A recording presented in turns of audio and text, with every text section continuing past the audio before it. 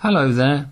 I'm afraid if you're watching this, you've probably joined a growing club of people suffering from mould and condensation.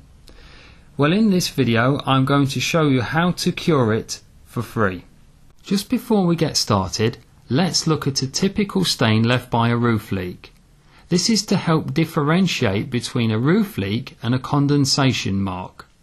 Notice the light brown coloration, almost as if tea has been spilt onto the ceiling. This is a sign of a water leak from a roof or plumbing in almost over 80% of cases. Now look at a mark left by condensation. As you can see, this has a very dark shadowy appearance. If your marks are like this, or the ones later on, it's almost certainly condensation. Firstly, condensation around windows and on glazing. But I'm guessing you've already learned to live with this. In fact, you probably don't even notice it anymore.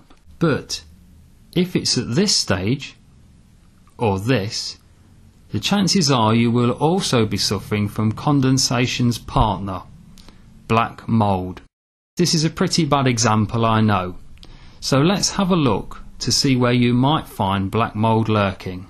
Above skirting boards, behind beds and furniture like wardrobes, in bathrooms, at the joints between ceilings and walls, especially exterior walls, also behind cupboards, and of course window frames and window surrounds. Okay, so now we know what it is and what it looks like and where to spot it. So let's try and get rid of it. The first place to start is to understand what causes the condensation. Condensation is caused by airborne moisture. In this example, clothes drying on or near a radiator. The heat from the radiator dries the wet clothing. This moisture evaporates into the air. When this moisture hits any cold surface, it reaches dew point and turns back into water. Let's look at it another way, this time with the help of this handy chart. Starting at the top, let's boil some water for a coffee whilst we look at some of the top moisture contributors in the home. Breathing. I'll admit, this is a tricky one to cut down on, but let's face it, it happens a lot. You get home in the evening and do some cooking, probably with the lids off the pans. Hot baths and showers, lots of potential for steam here. I bet the windows aren't open or open for very long. The old favourite in winter, drying washing indoors. Drying clothing can produce up to 7 litres or 14 pints per day. And finally, just to compound things, the multiplier. Now multiply all of the above by the amount of people you have living in your house. Let's imagine all those invisible moisture droplets hanging in the air. Obviously we can't see them, but if we could, it might look a little bit like this. Millions upon millions of minute water particles, and they're all looking for a cold surface to land on. And when they do, they turn back into water, becoming visible on, say, this window. And this damp environment is perfect for mould to grow, like above these skirting boards, and in this bathroom, and on this bedroom ceiling. Okay, so now we know the enemy, let's beat it. We will be using a two-stage process. Firstly, cutting back on sources of airborne moisture, and this alone should help 50% of people to either cure or seriously reduce their problems. Secondly, we will look at a simple, low-cost solution to remove any remaining unwanted airborne moisture or humidity in the home by using a dehumidifier. Step 1. You have to reduce the sources of moisture wherever possible. And here's how to do that. Never dry washing indoors. Always use a tumble dryer to dry clothing. Either a vented, where the vent blows the moist air outside, or a condensator, which collects the water for you. Unless that is, you're using a dehumidifier. A good dehumidifier can be used indoors as a clothes drying tactic, but more on this later. Always put lids on your pans when cooking. Not only will this save airborne moisture, but your food will also cook faster and save energy. And don't forget to close any doors to prevent steam from entering the rest of the house. Use an outside vented extractor above the cooker if you have one.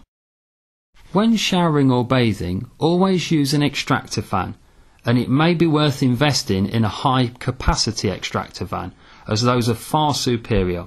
You can even get these with built-in humidity sensors. You can search for these on Google by using the term high capacity or high flow extractor fan. And if that's not possible, open the window and keep it open afterward to allow air movement. Unless that is, it's the winter months, where the outside air is also damp. A good rule of thumb is that if you can't dry your washing outside, close the windows. There is no merit at all in letting damp air back inside the house. Now obviously, you can't stop breathing.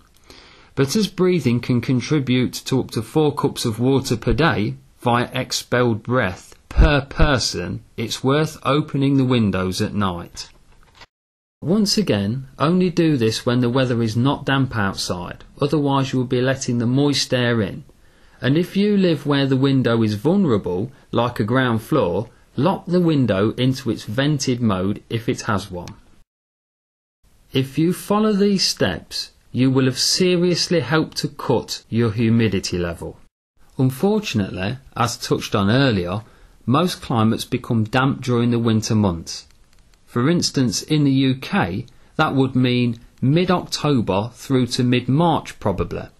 This can mean opening a window becomes pointless, as the air outside is damp and humid, and it's not a good idea to let it in. Step 2. Remove moisture. Now if you want to take things a step further, a dehumidifier is your new best friend.